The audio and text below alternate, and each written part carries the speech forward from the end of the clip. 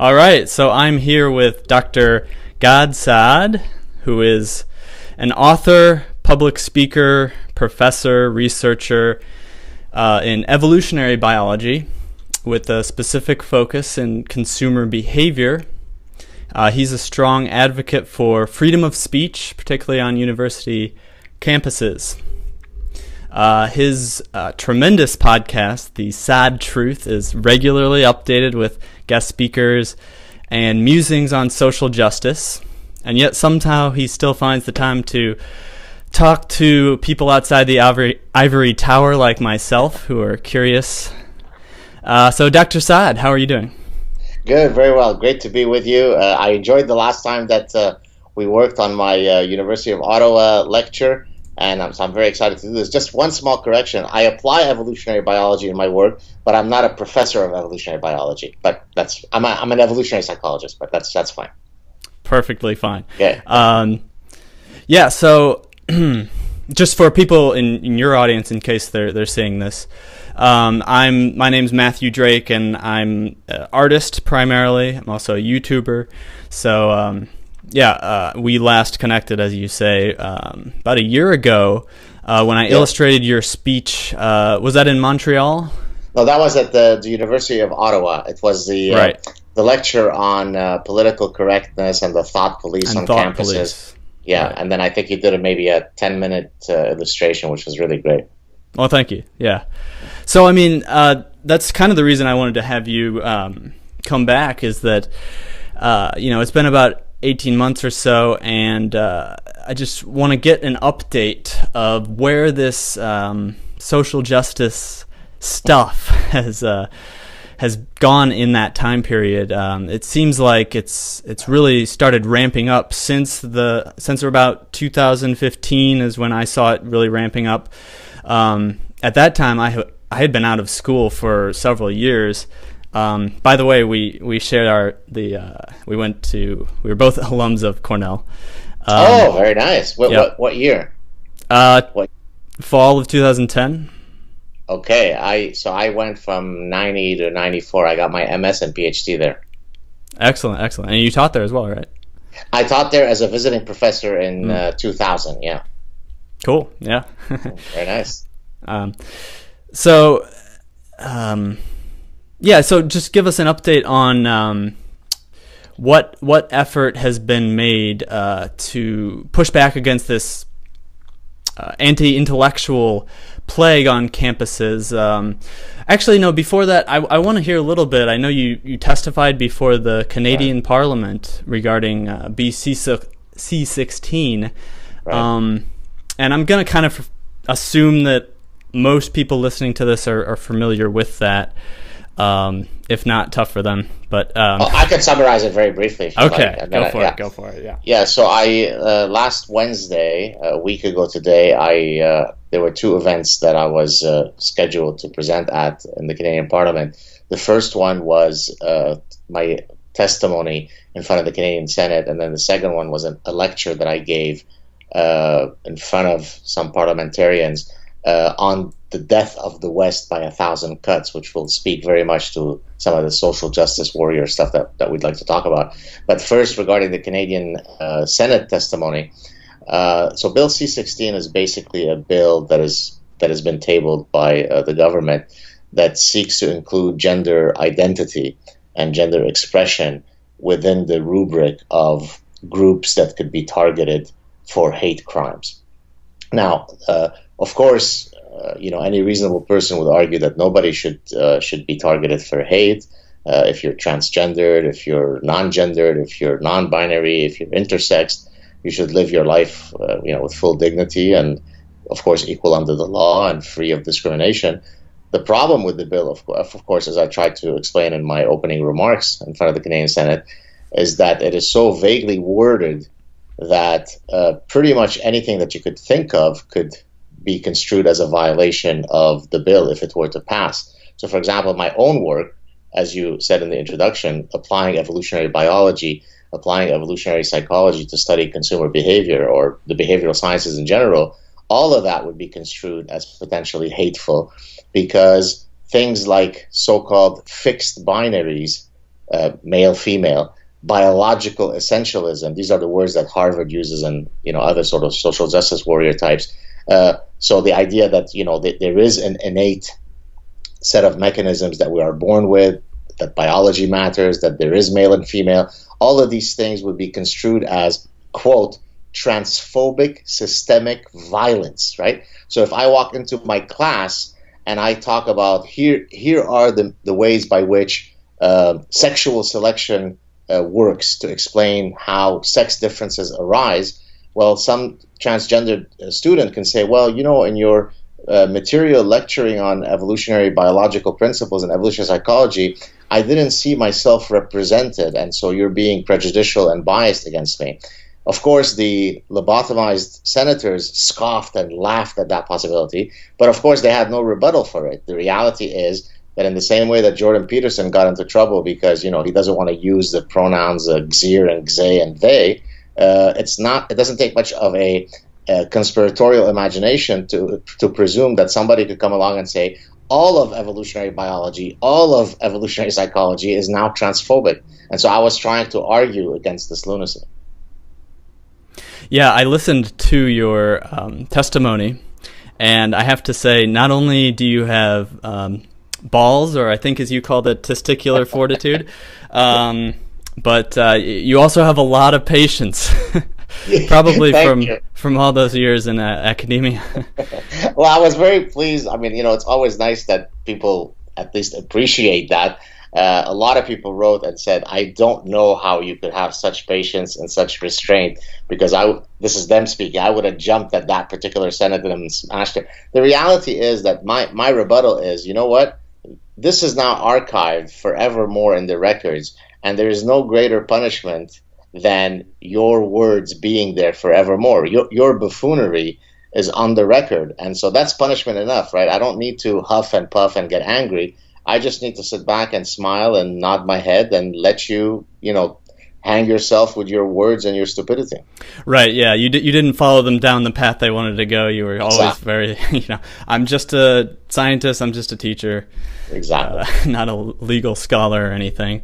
So, so let's jump into what's going on campuses now. Can you give kind of a state of academia? Sure. Has it gotten better in any ways? Yeah, go for it. So I was going to say that I think the social justice warrior ethos continues to sort of spin out of control. The good news is that there is an increasing number of people that are now perhaps willing to lend their voice to speak out against some of this stuff. So some of the people that you might know, I mean, myself, Jordan Peterson, a few others, but there's now an increasing number of people who will write to me and say, watching you do what you do, I decided to take on my professor when he or she was spewing some, lunatic theory, and I wasn't willing to sit back and just nod in agreement. And so I think we're starting to see that the zeitgeist is starting to change. Now, I should also mention that, people think that, these social justice warriors, constitute the majority of people on campus. They don't. It's important to make that point. They are a small, very small minority, but an incredibly active and loud minority. So, you don't need, right? I mean, you only needed 19 people on Earth on September 11th, 2001 to fly, planes into a building, right? You didn't need 7 million people to cause, unbelievable, wreak havoc. And so the same thing is happening on campuses. It's not as though everywhere you turn, you see these, fools running around, but it's that they so poison the environment with their activism that it ends up being a real serious problem. So the reality is that if we can get enough people to feel sufficiently emboldened to challenge these folks, challenge them respectfully, politely, in the battle of ideas, then I think the domino effect will be very quick and the whole thing will break down very quickly. So I hold out optimism, but it certainly has not improved since the last time that you and I worked on that lecture I did. Right. Yeah, I imagine it's sort of like the analogy of the frog in the boiling pot of water. I'm kind of removed from academia, having not been there in many years, and so if I were to go there, I might think, "What are these people thinking?" I wouldn't even recognize it, perhaps, but that's just how these things go. That's progress, as they say. So, how was it when you were at Cornell? Did you see any of this type of stuff? Absolutely. I mean, it was there. This wasn't that long ago, but it was nowhere near. People weren't blatant about it. So back before this decade came around, like there was no social justice term really. It was just people. It was sort of just embedded in the curriculum a lot of times. So I would say more on the end of the faculty a lot of times. And like you say, it's a minority, so it depends on which crowd you're hanging out in. I obviously did not want to associate with that crowd, and so, but yeah, you see some protests and black unions and such. Like, I mean, generally in sort of my ecosystem at my university, given that I am housed in a business school, that in some sense protects me a bit against the social justice warriors.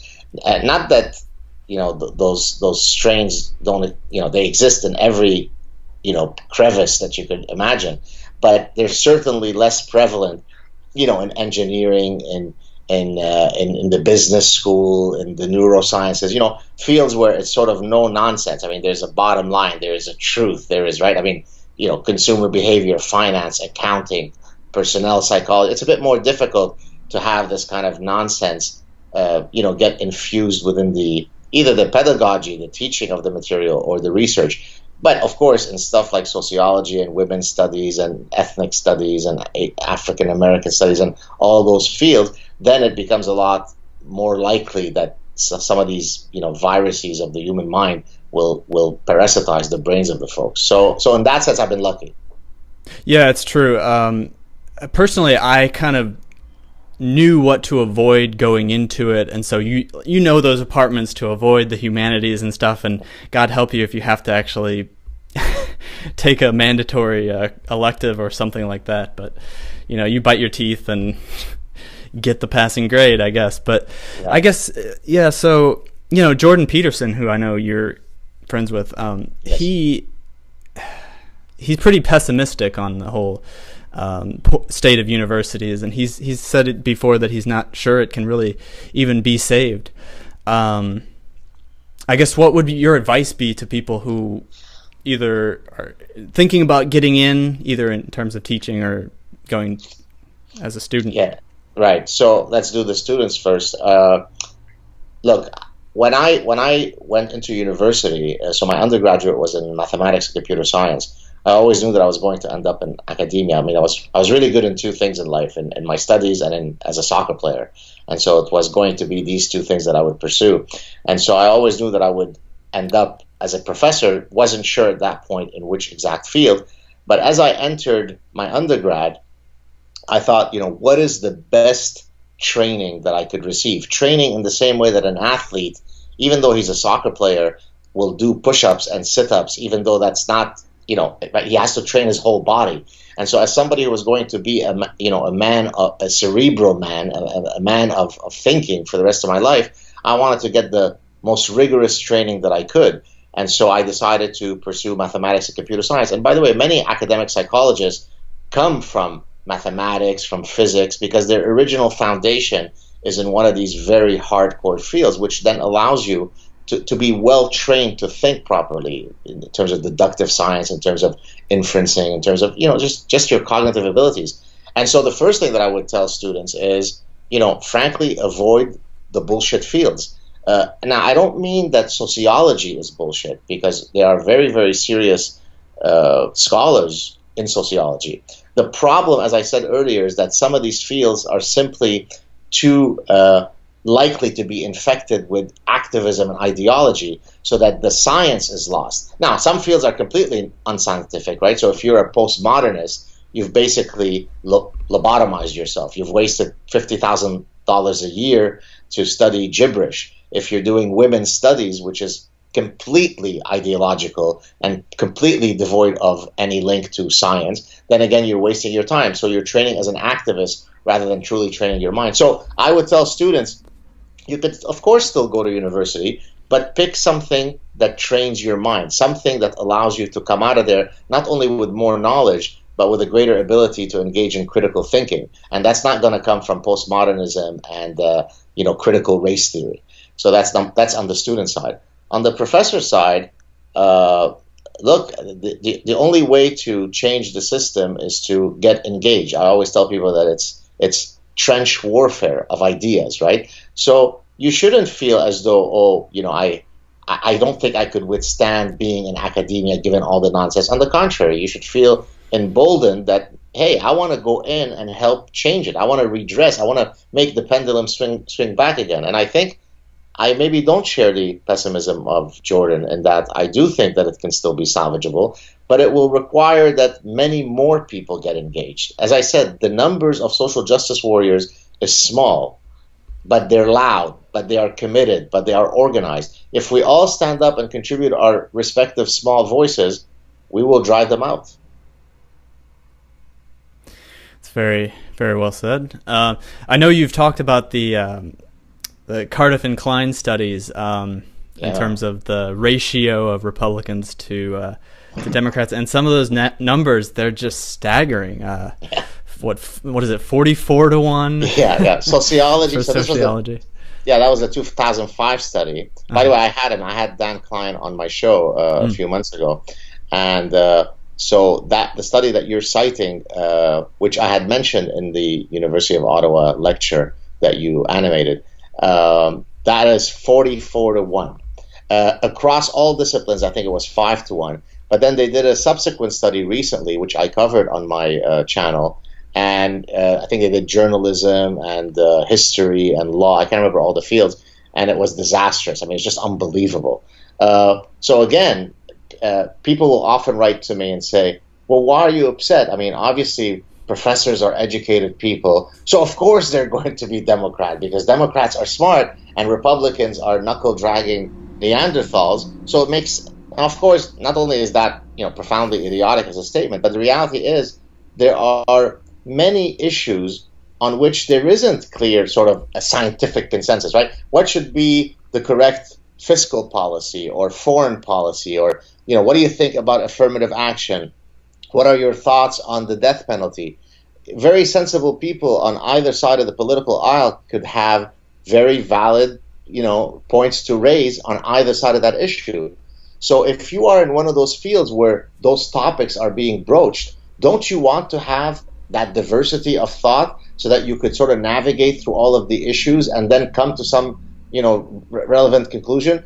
Well, according to my colleagues, no, because one group is right, the other group are Neanderthals, and so of course professors are going to be Democrats. It's ludicrous.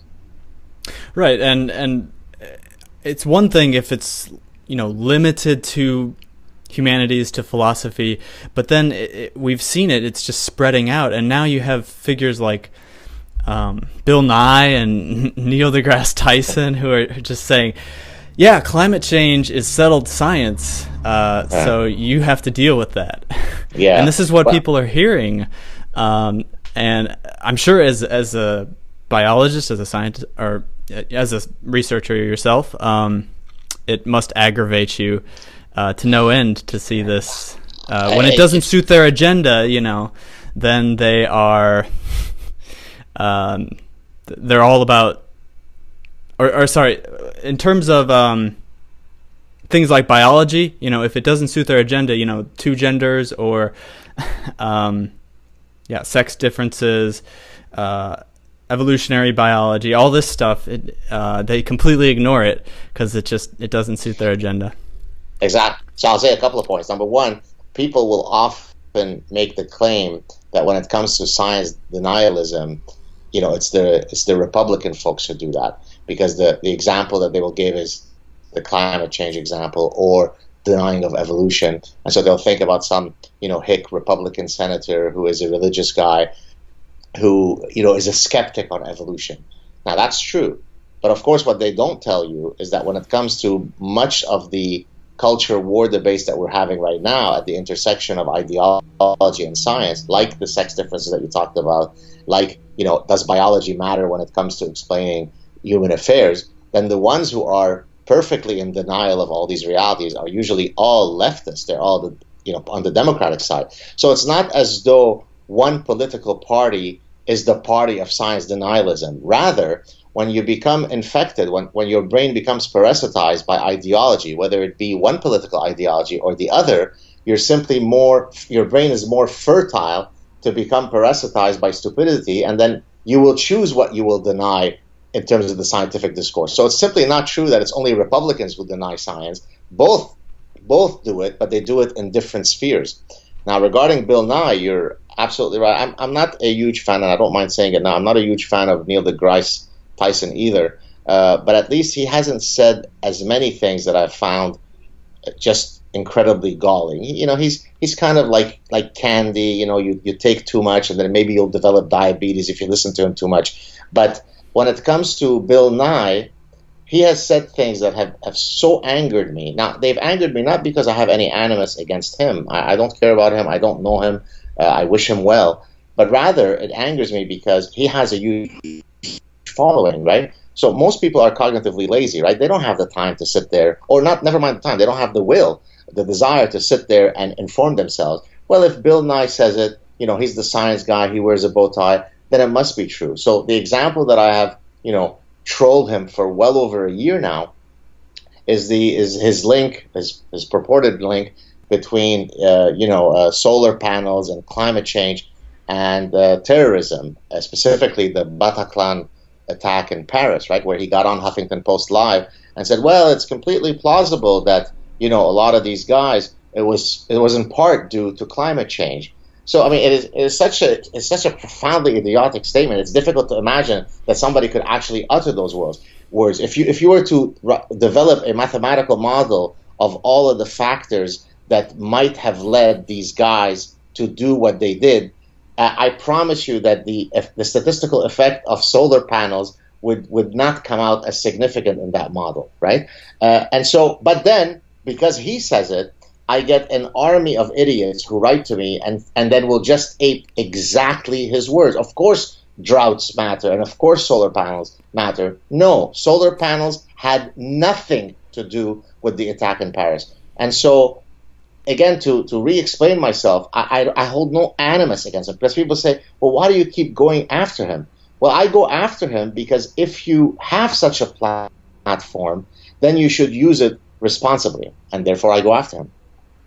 Yeah, I do have a little bit of an animus towards him, and actually, you'll like this. I actually met him at Cornell.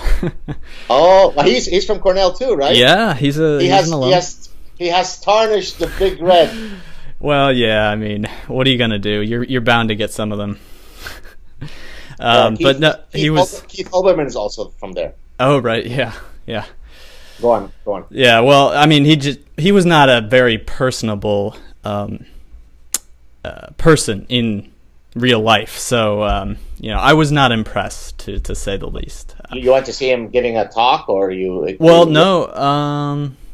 I think he was giving a talk there, but he was doing sort of a meet and greet, so I had him sign something for me. But I think the thing with Bill Nye is, he communicated with people when they were children.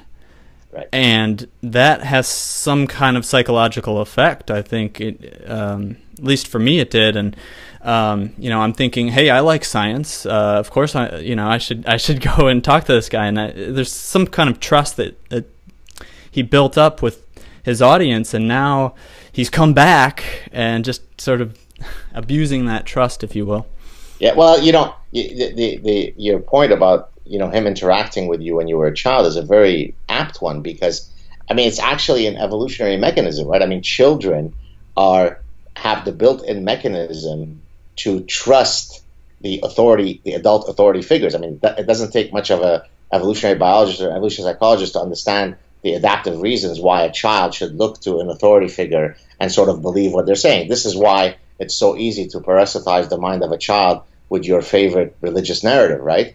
Because they don't exactly have the cognitive machinery to counteract your message, right? So whatever you tell me as a 5-year-old, I'm likely to take it with me and then pass it on to my children as, you know, as a truth, as a revealed truth, right? That's why religion is so easy to transmit. And so in a sense, that's what Bill Nye has done, right? He spoke to you when you were a child. You looked at him as this authority figure. But then, you know, in the same way that we often look at our parents and realize that they're not the superheroes that we thought they were when we were 5, well, the reality is Bill Nye is not nearly as intellectually and scientifically sophisticated and as much of an erudite as the 5-year-old thinks he is. But yet he walks around pretending that he is, and it is my right to call him on it, and therefore I do. Yeah, so that's probably a good transition to talk about circle back to the gender thing, because you know, sure. How can you, the Gadfather, say, how can you be such a hateful bigot and deny these people who don't feel like they are either gender? You know, as the song goes, I don't go either or. You know, who are you to say this and deny these people this right that they have to express themselves and their sexuality in whatever means they please? Would you like to respond and disavow? Right. So I see here that you've paid close attention to the Canadian senators who were trying to grill me during that testimony. One of whom you probably remember accused me of being pro-genocide at the end. But in any case, I did. Look. Yeah. Yep. So, you know, my opening remarks, which had to be under 5 minutes, I mean, you know, when you're trying to write something that's under 5 minutes, you really have to be careful to make sure that every single syllable is there for a reason. So I toiled quite a bit to decide what are the exact set of words and points that I wanted to make within that 5 minutes. One of which is going to speak to your question, is I specifically said, look, everybody has a right to express their, you know, individual personhood, but what you don't have the right is to ask me to celebrate and coddle your personhood. Otherwise, you might get offended, right? So I don't give a damn if you're non-binary, tertiary, quadruple. I don't care what you are. But for example, once you start, you know, petitioning the government to make official communiques with the government genderless or gender neutral because you happen to be non-gendered. In other words, Canada now no longer it's moving towards a gender neutral country. Well, it's quite astonishing for an evolutionary behavioral scientist who holds a university-wide chair in evolutionary behavioral sciences, where I sort of understand that there's this thing called sexual reproduction involving a male and a female, and I do wish to be known as part of my personhood as a male, and I am married to this other person called a female, and we do have 2 children called a boy and a girl, and I shouldn't have to have all of those elements of our respective personhoods, the most basic definition of our personhood, whether we're male or female, removed because there is a 0.01% of the population that is going to be inconvenienced with because they're non-gendered or non-binary. So be non-gendered, nobody should discriminate against you, but don't you erase my personhood so that we could celebrate yours. I mean, it strikes me as not a very difficult position to understand, but apparently making that position meant that I was pro-genocide. Yeah. Well, to me, it's almost like they want to reverse that and make it so that the cis heterosexual monogamous couples are the 0.01 or 0.1%. Or at least what they want to do on my more cynical days, yeah. Or what they want to say is that, which is quite extraordinary, they'll argue that homosexuality is an innate preference, whereas heterosexuality is an imposed social conditioning norm. I mean, it's quite extraordinary that for a sexually reproducing species, the default value would not be heterosexuality. I mean, imagine how ideologically bent you must be to actually say this and not recognize the irony. You think homosexuality is the innate default mechanism, but heterosexuality is imposed by cis-normative pigs? What part of your brain must you have lost in that accident for you to actually espouse these positions seriously and be taken seriously? So again, more power to you if you're gay and non-gendered and transgendered and intersex, and nobody should bother you. But stop spewing bullshit. So my position is, I get offended when there is injury against the truth, right? And that's why I call these guys intellectual terrorists. I do it not to be hyperbolic, but because I really mean it, right? In the same way that a terrorist blows up buildings or blows up people, they're blowing up the truth. They're attacking the truth. And in whatever way I can, I'm going to stand up against them. Yeah, so I had a question on Twitter, which somebody wanted to know about denormalization of mother and father distinctions. And he said, for example, my kid's school just got rid of Mother's Day and Father's Day crafts because it isn't inclusive enough. Yeah. Do you see this, first of all, do you see this in the university, at the university level, this kind of denormalization of the mother and father distinction? Okay. And also, do you think that the SJW mentality sort of, do you see it starting at the colleges and trickling down, or does it start from sort of these elementary levels and when the children are most vulnerable to ideology, and then it works its way up? Well, the SJW ideologues are actually very much trying to get access to our children, because precisely for the reasons that we mentioned, right? If I can start parasitizing your mind to this lunacy when you're 5 and 6, boy, it's easier to sell you those goods when you're 21 and 22, right? And so, yes, they try to do that. And so it becomes this sort of progressive brainwashing that starts in elementary school, and then by the time you hit your women's studies program at Wellesley College, well, all bets are off, right? So today, actually, I released a clip on my Sad Truth channel, which, if you like, takes this rejection of motherhood and fatherhood and the gender and all this, but takes it to the extreme. So I argued that what Canada has to do, of course I was being satirical, what Canada has to do next, now that we're becoming a genderless society, we need to turn Canada into a sexless society, because sex is marginalizing and disenfranchising to those who are religiously celibate, let's say Catholic priests, those who are non-religiously celibate, right? Let's say I decide I want to be celibate for whatever reason. Those who are asexual, they experience no romantic or sexual attraction to anybody, or those who are into what's called object sexuality. They're actually sexually attracted to objects. Let's say they are men who actually have sex with their cars. That's literally true. I'm not being facetious, right? So because of all of these marginalized groups, if you now engage in sex, you're marginalizing those who don't wish to engage in sex. And so what I think we need to do, and I called it the Humans Are Not Sexual Beings Act, or I can't remember the exact words I used. I said that, next we need to pass this bill in Parliament so that we protect this panoply of sexual expressions, including those who don't wish to have sex.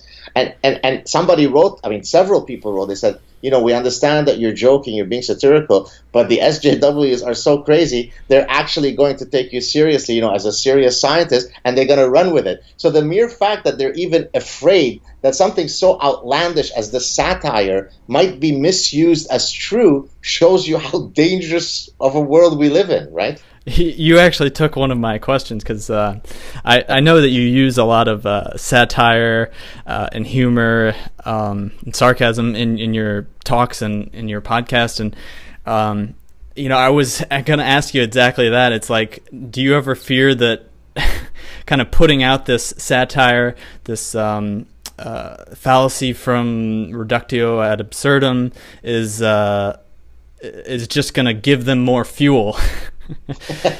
I do, but I guess the benefits of using that rhetorical strategy outweigh even the danger of them misunderstanding it, because really satire is truly the rhetorical surgeon's scalpel, right? It just cuts very cleanly through bullshit.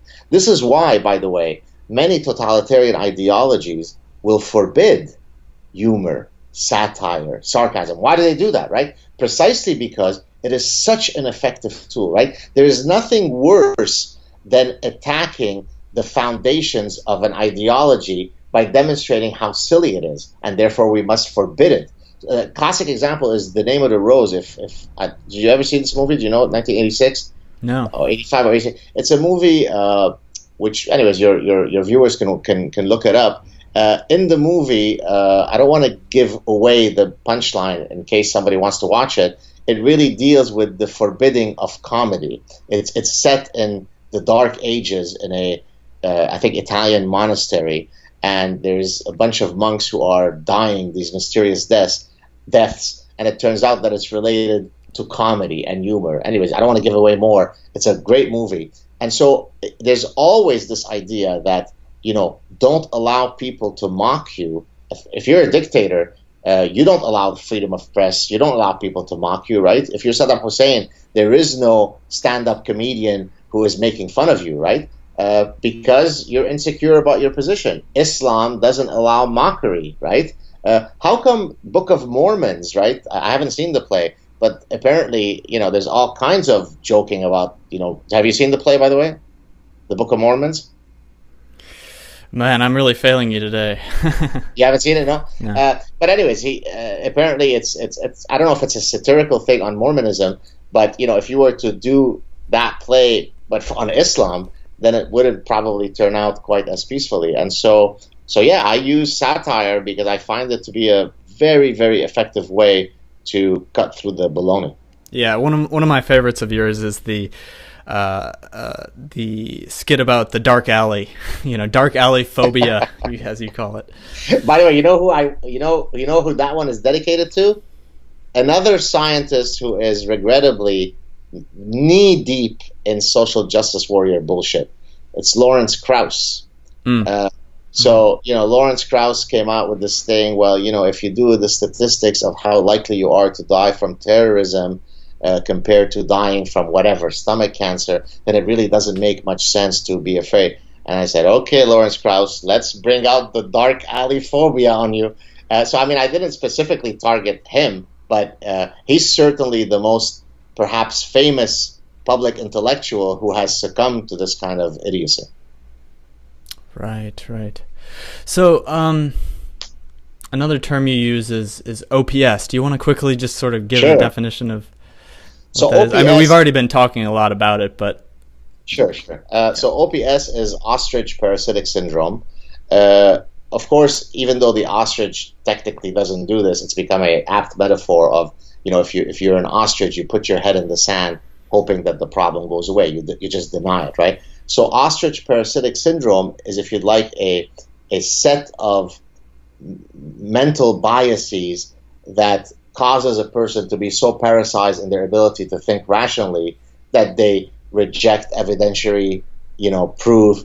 They do not engage in proper causal thinking. They don't engage in deductive reasoning. So every possible thing that would be construed as an integral part of proper, healthy human reasoning becomes completely out of bounds for somebody who is infected with OPS. And so I take these set of symptoms, mind viruses, and then I demonstrate how they manifest themselves in various situations. The most apt one is when it comes to the discussion of Islam, where no amount of evidence that anyone could ever present you as an OPS sufferer will ever get you to concede that there might be any links between Islam and violence, right? So that's just OPS on steroids, right? And so I have actually, I had a lecture about 2 months ago, which your viewers can check it out on my channel, where I gave a talk at the Canadian Institute for Jewish Research, which is a think tank here in Montreal. And the talk was on OPS and on demonstrating various manifestations of OPS. And again, I use this language because people say, well, why do you come up? I mean, are you just coming up with these terms for them to become Gad memes?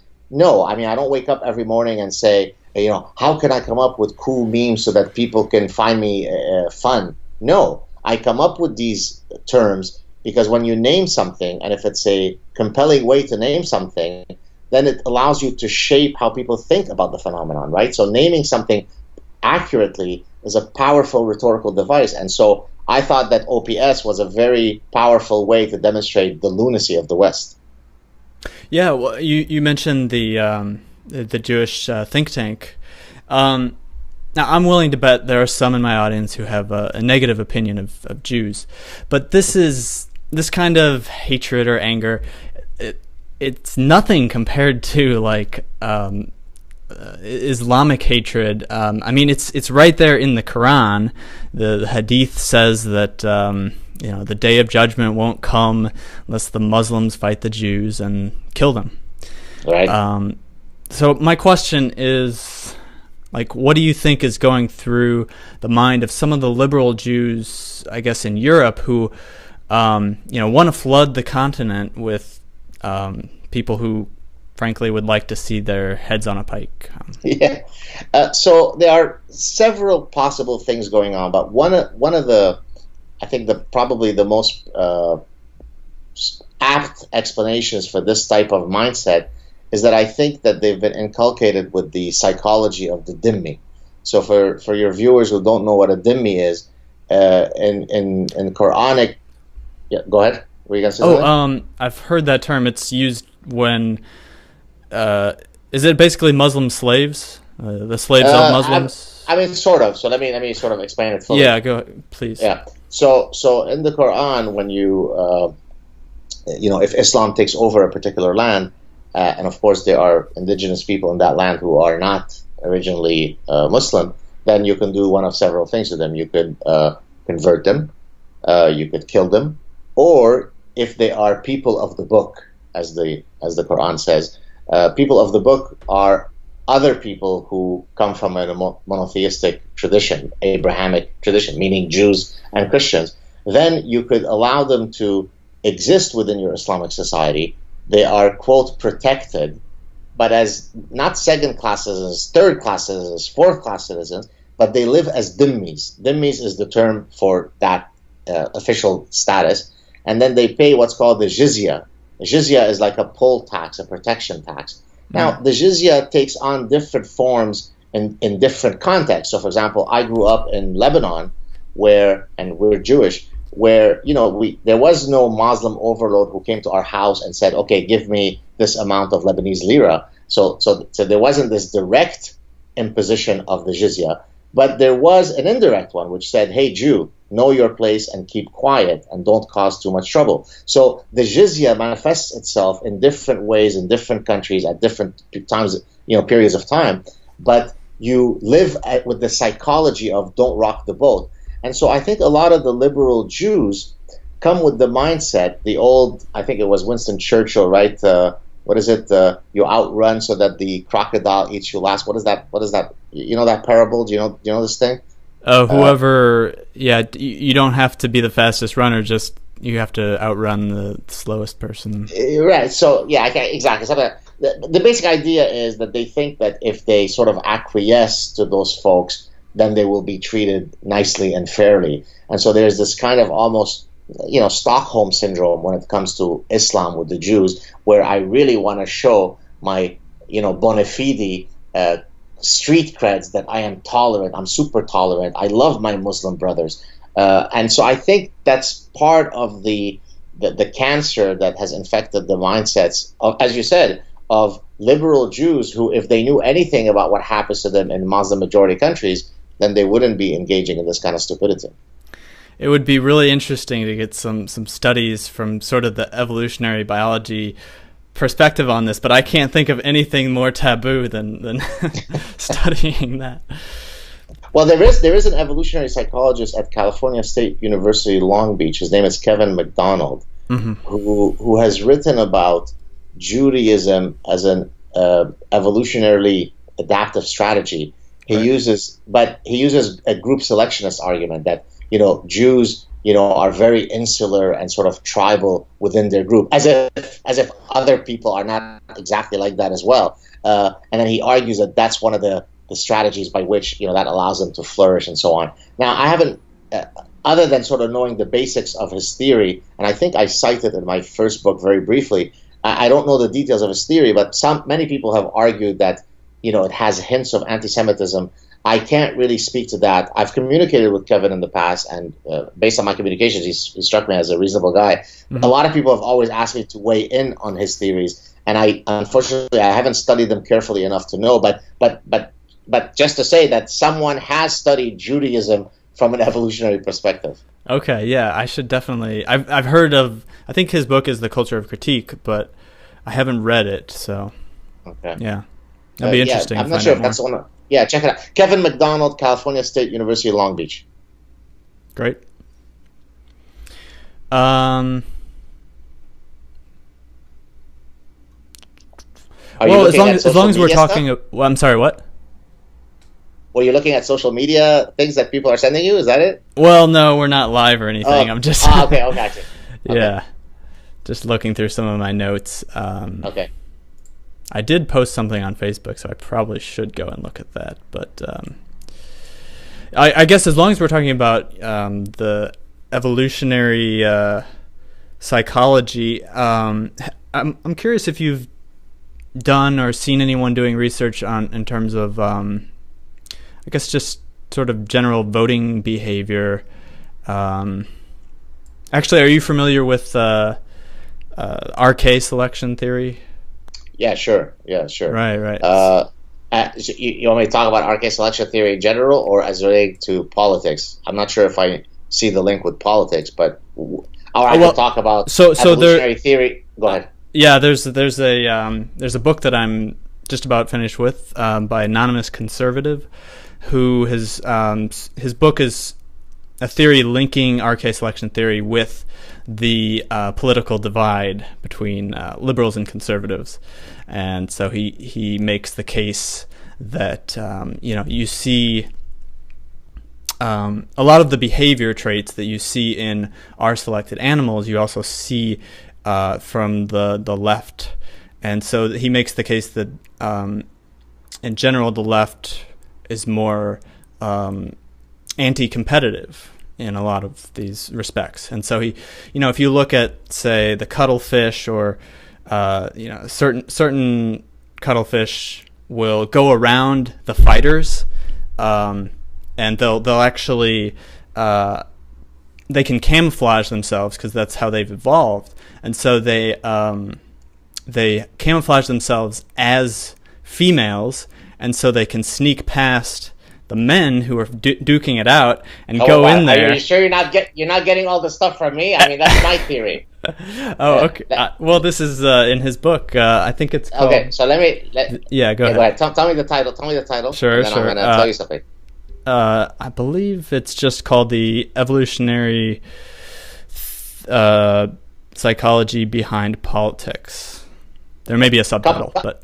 Couple of points. Number one, just yesterday I had a lab meeting with my graduate students, and my most senior doctoral student is actually interested in studying how religiosity, how political ideology, and how life history, which is very much related to R and K selection, how each of these three things manifest themselves in a marketing context. I won't give up any more details because it's still very preliminary. So definitely these issues of life history stuff is very much within the purview of some of the things that we're interested in my lab.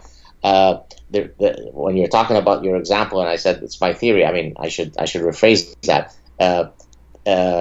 Here is what is my theory. So I was talking to Jordan Peterson on my show a while ago, and I proposed this theory to him, which had been brewing in my head for a while. And actually yesterday at the lab meeting, I proposed it to my students and said, if any of you wish to, collaborate with me on this project, let's do this. And so I'll mention it here for your viewers. So as you correctly said, there are certain species where the males have several phenotypes. So there'll be a male who looks like a male, who looks dominant, and then there'll be a male who actually looks like a female. And so this is the part that's not yet my theory. This is actually, I think, Richard Dawkins who introduced this term. So let me mention it in a second. And so you've got the dominant male who is standing guard over a bunch of females that are behind him, and then this female-looking male will convince the dominant-looking male, "Oh, I'm a girl, let me in." And then when he goes in, then he starts, having at it with the girls. And this theory, this behavior, has become known in zoology as the sneaky fucker theory, right? I mean, literally. That's the scientific term, yeah. That's the scientific term. Okay, right. So it's called this. So this part so far, it's not me. This is Richard Dawkins and other zoologists who've documented the sneaky fucker theory. And so I had the epiphany. So now to circle back to what we talked about earlier with social justice warriors, my thinking is that male social justice warriors are pursuing the sneaky fucker theory in the human context, right? So they don't look like Navy SEALs, right? I mean, if I take the facial morphology of the typical male social justice warrior, I'm not going to confuse him with being a special ranger in the U.S. Army or a Navy SEAL, right? And so, I wasn't being facetious. I truly believe that this is one of the strategies that these guys will use to get closer to women. It's a mating strategy, right? I'm for social justice, and I wear a Che Guevara shirt, and I've got the fish mouth, right? And I wear the safety pins, and all that becomes part of my feminized phenotype of a sneaky fucker. So stay tuned. Hopefully one day soon this will be published in Science. Fascinating stuff. Well, I believe, I have a video on my channel just for those who are listening called... that's about the male feminist, and I'm illustrating Sargon of Akkad, who's breaking down sort of the different types of male feminists that he's observed. So, but right. I think this could also go and explain. It could do something to explain the term cuck. Are you familiar? Right. Yeah. So I use, the term that I've sort of repopularized into the collective vernacular is castrato. Castrato is the castrated male, right? But it's amazing. I mean, most people, really appreciate the poignancy of that term. And if I just check online, many people have adopted it. Castrato and castrati, the Ostrich castrati brigade. These are all terms that I either popularized or coined. But others get unbelievably angry. So, fans will send me, a link to some Reddit, thread where the main contention that these haters have about me is that I'm using the term castrato. How dare a professor? If he were a serious professor, he wouldn't be using this term. Well, no, moron. Actually, that term demonstrates the richness of my vocabulary. You have to Google that term for you to understand it. So it's an actually very apt term. Castrato, in this case, means somebody who is weak, who is lacking in testosterone, who is naturally lobotomized. So what better way to describe that mindset than through that very colorful term? But I've even had a guy who is I think he was vice president of a major think tank, I won't mention which it is, who was a huge fan of mine, but got unbelievably offended, so much so that I had to block him because he hated the fact that I used the term castrato. It's really quite baffling. Yeah, I wonder... how do you explain... Not to slander those people. The anger? No, just... I could conjecture, but I don't want... I want to be a nice person. Very nice. Okay, good. So, there has been research certainly on testosterone and how that affects people. I wonder, have you, since you're a soccer player yourself, have Yes. you come across research about the effects of sports and politics at all? Oh, sure. So several ways that I can go with this question. So, for example, there is research that has looked at what type of athletes do women find the most attractive? So you could look at guys, all of whom are very fit, are very athletic, they all have beautiful bodies, but women will place a greater premium on guys who play aggressive sports that have some inherent violence and physicality. So and of course, that's going to ultimately be correlated to testosterone. Other places where testosterone has been looked at in the context of sports is what happens to players' testosterone levels as a result of whether they win or lose in their competition. And not surprisingly, the winners have a rise, the losers have a drop. But here's the surprising part. The fans will have, if you like, a vicarious endocrinological effect. In other words, their testosterone will exactly mimic that of the players, which demonstrates precisely why sports are so incredibly immersive, right? Because I genuinely, when I love that team, I mean, my endocrinological system is unable to detect whether it's me who's winning or losing, or whether I'm just a fan who really loves those who are winning or losing. And so that's another place where testosterone has been studied. And in my own research, I've looked at, so one of my recent graduate students defended his thesis where we looked at extreme sports and testosterone.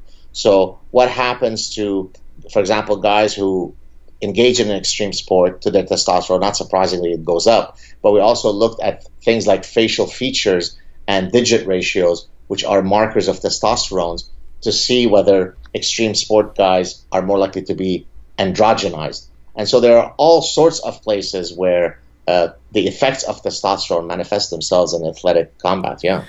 Wow, that's fascinating. I mean, you may have just sold me on the value of watching sports, because I would always say, oh, it's so stupid, and why would you?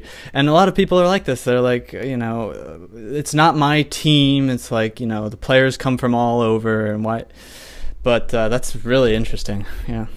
Well, yeah, but I'll tell you very quickly. I was watching with my wife a couple of weeks ago one of those dating shows, and I made a mental note of something that I saw on the show. One of the women who was on a first date with a guy decided to dump the guy because he was somebody who was not interested in watching sports. Never mind playing sports, but the mere fact that he was somebody who could not exhibit that kind of ferocity in his fanship meant that she wasn't interested in him. So definitely, we are animals. We are looking for those cues that titillate us.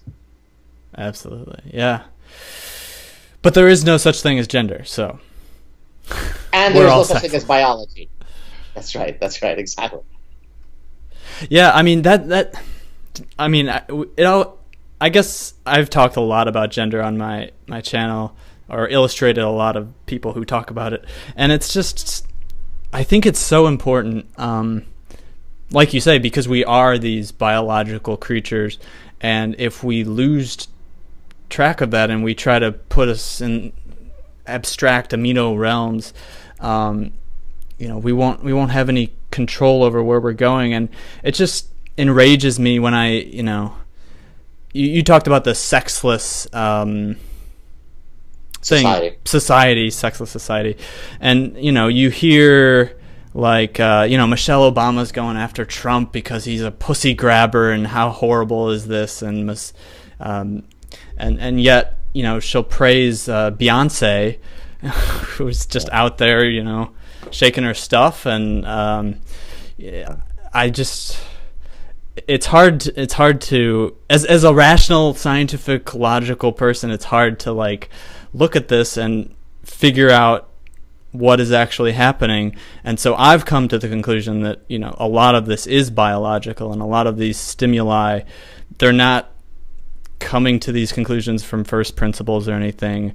It's just reaction stuff that's happening in the brain, and I think the worst thing we could do is imagine that everybody is exactly the same. Right. But so maybe I could mention why people have this biophobia. Would that be interesting to talk about briefly? Mm-hmm. Would you want to? Yep. So the question becomes, why is it that otherwise reasonable people, I mean, it's not as though every person who is a professor in the humanities and in some of the social sciences, is a walking idiot, right? I mean, obviously they're sophisticated people. They're serious academics in some cases. So what is it that allows them to be parasitized by these kinds of, idiotic mindsets?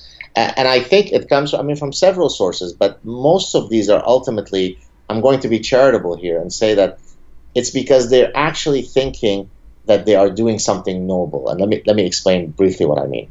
So if you believe that people are born not at the same starting line, right? Some people are innately smarter. Some people are innately more likely to end up as NBA players, right? There is no amount of coddling by mommy that would have led me to be a better basketball player than Michael Jordan. There's no amount of hugging that daddy could have given me. There's nothing that would have led to a trajectory where I would have likely ended up being a better basketball player than Michael Jordan. But that's not very hopeful, right? Because that makes it seem as though there is a fatalism, or what the idiots will say, biological essentialism or biological determinism. Yeah. And therefore, it's a lot more hopeful to presume that we are all born with empty minds, with empty slates, tabula rasa. We're at the same starting point, and then it's only the vagaries and evil of our life trajectories that cause you to become Michael Jordan, whereas I become an apathetic janitor who's out of work, right? And if only there was a way to intervene and cause some sort of social engineering mechanism that everybody could be equal and everybody could have equal potential and equal outcome, then boy, it would be a nicer society. So I think it really comes from that mindset, which as bafflingly stupid as it might be, it is really coming from a hopeful place. It's coming from the position of, I don't want to start off life knowing that there is zero chance that I'll be the next Einstein, no matter how hard I work on my math homework, right? And so all of these theories that have come out of the social sciences and the humanities that are perfectly incorrect about human nature usually start off with a very noble cause, right? But it's a noble cause that is wrapped in stupidity and that is detached from reality, and therefore ultimately it's not a good cause, right? Because it's like saying, well, what's wrong with religion? I mean, yes, it might be false, but it gives me solace. Yeah, but it's false. It's bullshit, right? So you are resting all of your hope on something that is fake. And so I think if I'm going to be charitable, that's what I'm going to say about these folks. It's because they're truly trying to peddle hope. Boy, that was deep. I think just that I should be charging, like, I don't know, how much money should I be charging for that profundity? Oh, there's no price. Excellent. Yeah, I mean, I think you're right. They just have this mentality of, well, this can't possibly be true, because if this is true, and then they stop there, it's like there's going to be so many dominoes that fall, and suddenly, like you say, genocide. That's the next step, is genocide. And I think it really is tragic because it traps people who think that they really can do anything in the world. Right. Anyone can be an astronaut. Exactly. You're peddling false hope, right? Yeah. So in a sense, it's not even a good idea, because you're arming people with hope that doesn't allow. Right? Oh, I could take any child. I think it was Watson who said, the psychologist. I think it was Watson or maybe Skinner. I can't remember. Who said, give me any 12 children and I could turn any one of them into a beggar, a scientist. No, you can't, right? Because that argues for the infinite malleability of human beings. Well, the reality is that human beings are an inextricable mix of their biological blueprints and the environment, right? That's called the interactionist viewpoint in evolutionary biology or evolutionary psychology, right? So nobody is saying that everything is due to biology, but of course, it is equally idiotic to think that everything is due to socialization. And to go back to the social justice warriors, that's exactly where they lay all of their chips. Everything is due to socialization, right? Why do women like guys with high status? Well, it must be because they learned it from Hollywood images. Why do men like women who look like Beyonce and have the body of Beyonce? Oh, that's because they learned it from Cosmopolitan. No, it's the exact opposite causal mechanism.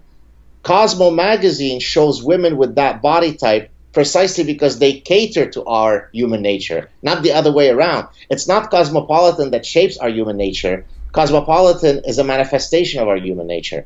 And so they just have this endless capacity to navigate through bullshit theory after bullshit theory, but it's feel-good platitudes. And since their highest ethos is to feel good, to not hurt anybody's feeling, then damn the truth. Screw the truth. Let me continue with my platitudes, because at least everybody will be happy, hold hands, and sing John Lennon songs.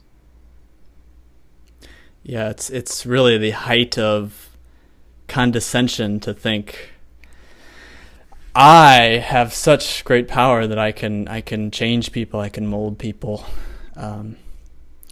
Well, with that, I want to stay humble and be aware of your time and everything. Thank you. So I want to thank you so much. And if you would like to plug anything, are you working on any new books or speakers that you want to? Thank you for asking this. Yeah. So I guess I have two upcoming academic guests. One is Pascal Boyer, who is a evolutionary anthropologist and psychologist who back in the early 2000s, I think 2002, wrote a fantastic book on studying religion from an evolutionary perspective. And he's done many things since. And then the other gentleman is this guy named Dario. I can't remember, unfortunately, his Spanish last name. I just communicated with him recently, a few days ago. He wrote a book. He's from Northwestern. He wrote a book called The Myth of the Andalusian Paradise. Andalusia was, the supposed place where Jews, Christians, and Muslims, walked hand in hand, singing Bee Gees songs, and everybody loved one another. And of course, nothing could be further from the truth. And so he had been sort of brainwashed with this idea. He's a professor of Spanish, and he had always thought that, yes, that's how it was. And then by actually doing some archival research, realized that nothing could have been further from the truth. And so I will be having him on. In terms of books, I've been working on a book prospectus that I never seem to get to because of all my other responsibilities. My next book will be, it's tentatively titled Death of the West by 1,000 Cuts, which is exactly the title of the talk that I gave on Parliament Hill last week. That's looking at all of the mindsets that we've been talking about, postmodernism and radical feminism and cultural relativism and identity politics and intersectionality, all of these movements, how they each, caused the death of the West by 1,000 cuts. Each one doesn't serve as a fatal blow, but put together, it bleeds the West of all of its reason and all of its commitment to science and so on. So that's going to be my next book. I'm not sure exactly when it will come out, but and if people want to follow me on Twitter, it's at Gad Saad, S-A-A-D, and they could check out my YouTube channel, The Sad Truth, and check out this guy's illustrations. By the way, no amount of socialization could ever cause me to draw 1/100th as well as you do. I draw basically at the level of a 3-year-old, and nothing could alter that biological reality. Right. Well, specialization. It's all about specialization.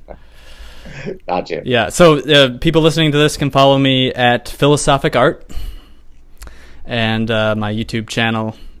Just search for Matthew Drake. I call my series Illustrated Philosophy. Well, it's been a real pleasure. Hope we can do it again sometime. Anytime. Real nice talking to you, and talk to you soon. Keep up the great work. Thank you. Cheers.